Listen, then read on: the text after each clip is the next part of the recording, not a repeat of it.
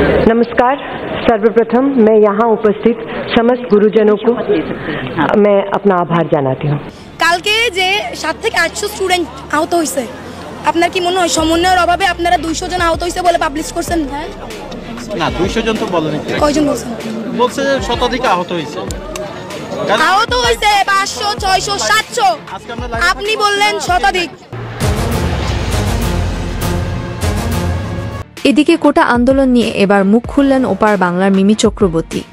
বাংলাদেশ শিক্ষার্থীর জন্য এবার ইন্ডিয়ান পার্লামেন্টে বাংলাদেশের ছাত্রছাত্রীদের উপর পুলিশ নির্মমভাবে গুলি করে হত্যা করার কথা তুলে ধরেন মিমি।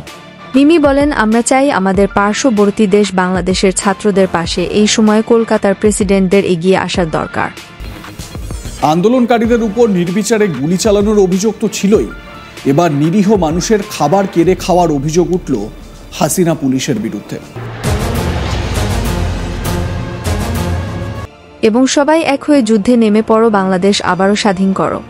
ছাত্ররা যেভাবে গুম বা হয়রানির শিকার হচ্ছে তাতে করে অনেক মায়ের বুক খালি করছে শেখ হাসিনা সরকার। তাই আমরা যারা যেভাবে পারি এই সরকারকে পদত্যাগ না করে কেউ ঘরে ফিরব না বলে দাবি জানিয়েছেন মিমি চক্রবর্তী। এমন একটি নিউজ এখন নেট পাড়ায় ভাইরাল হয়েছে বলে জানা যায়।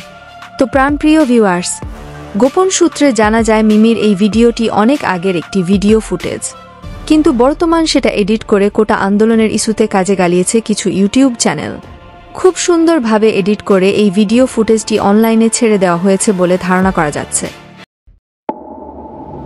এতক্ষণ সাথে থাকার জন্য ধন্যবাদ।